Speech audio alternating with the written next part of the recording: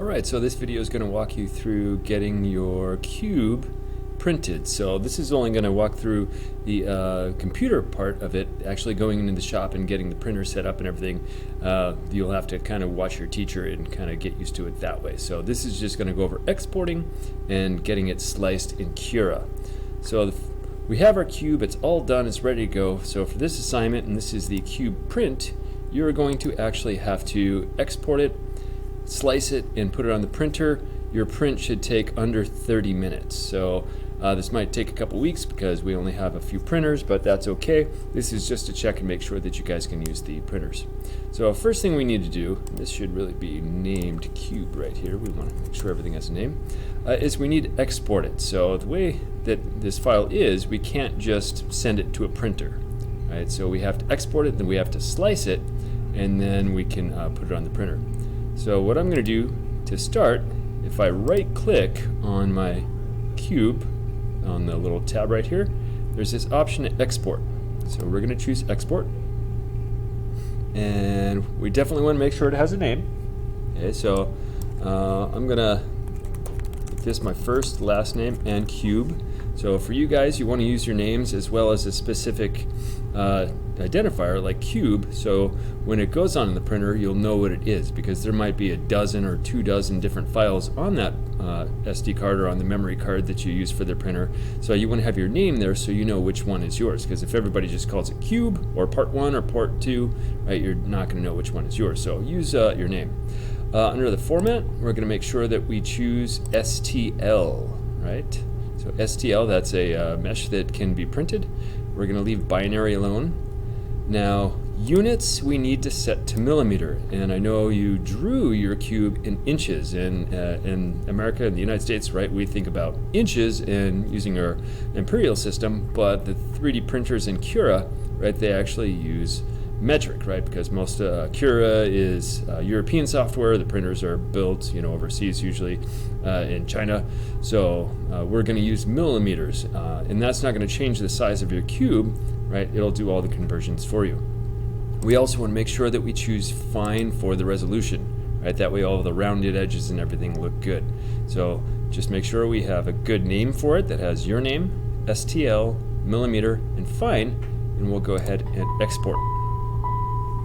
So I'm on a Windows computer, so I can save it to my desktop. For you guys, you're on your Chromebooks, so it should just save to your downloads.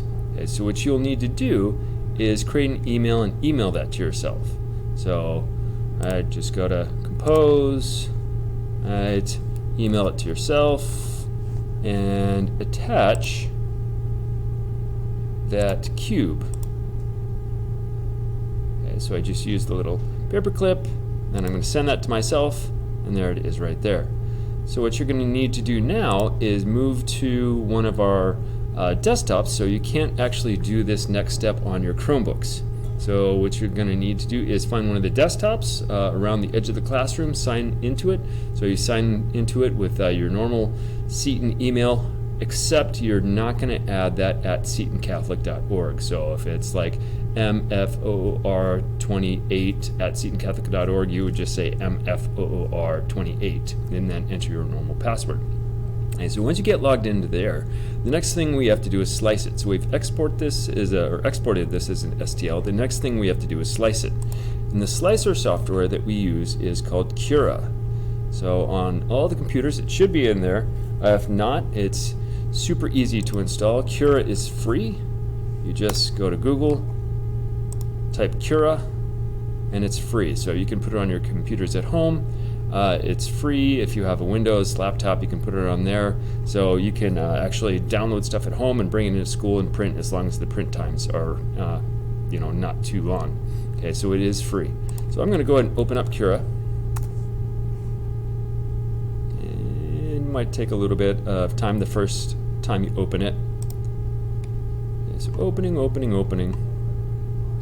And while you're waiting, what you probably want to do is on your computer that you signed into on the desktop, go ahead and sign into your school email and download your cube file. Okay, so for mine, I downloaded it to the desktop.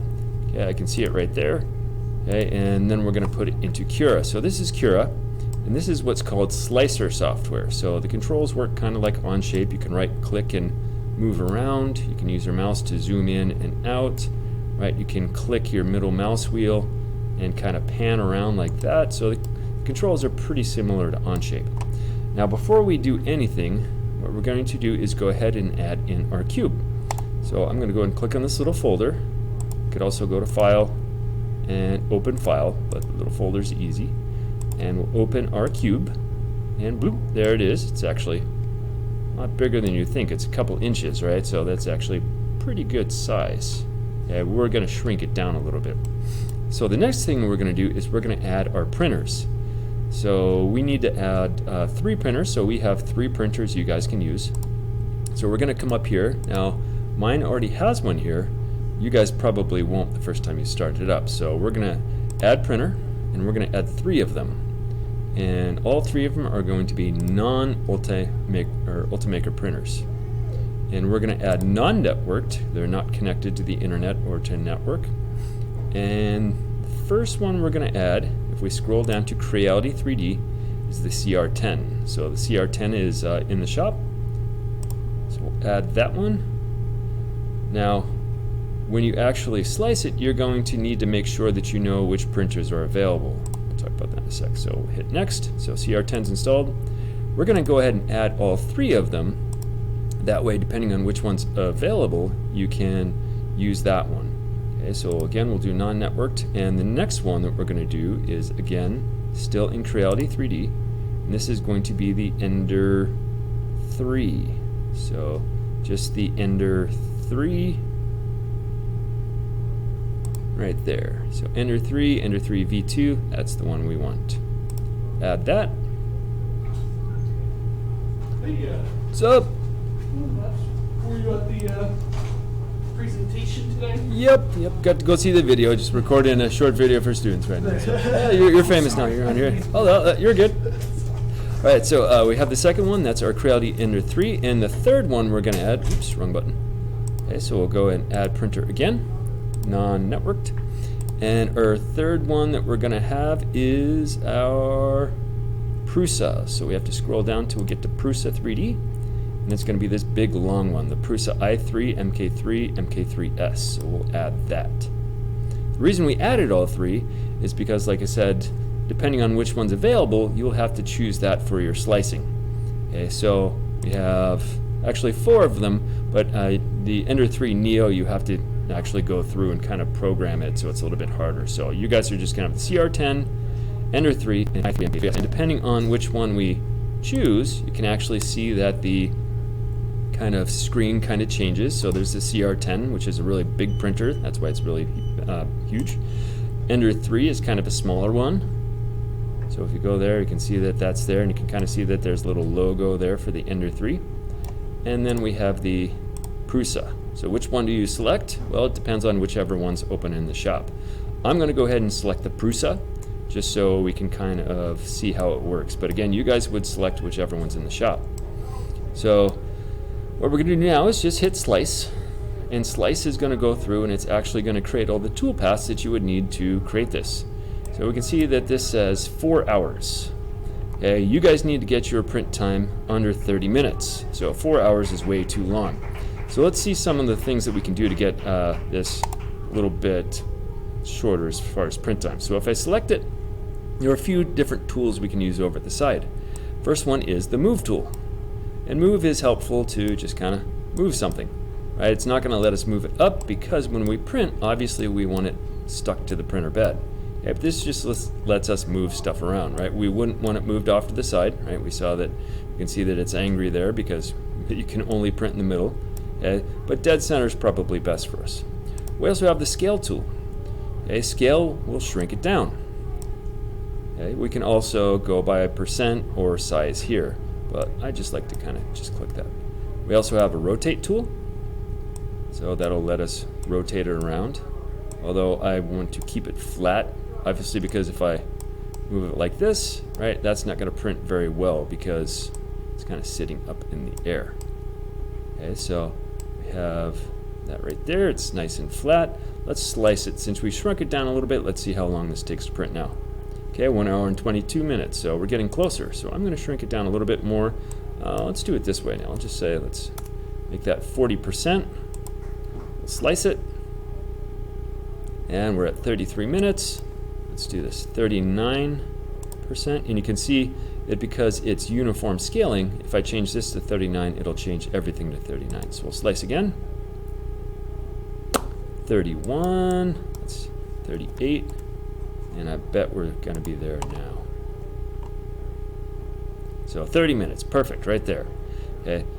Now, another thing I want to make sure is that this center hole right there, right, is vertical. Reason being, when it prints, right, what it's going to do, and we can actually see this if we go to preview, is it's going to print layer by layer. And it's actually showing us here how it's going to print. So I can take this down, and we can see it's going to start printing like that, then it's going to go up like that. If I have this rotated, I'll slice it,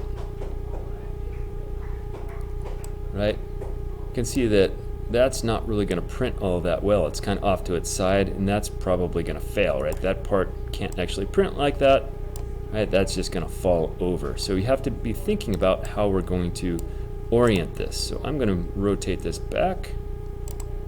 Which way did I rotate this first? Grab that little red handle, get it flat again, and slice it.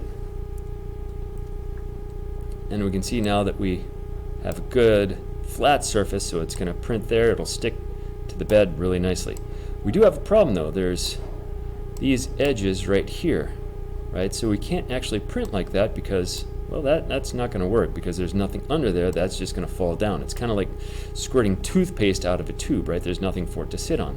So what we're going to do is come up here, and we need to add support.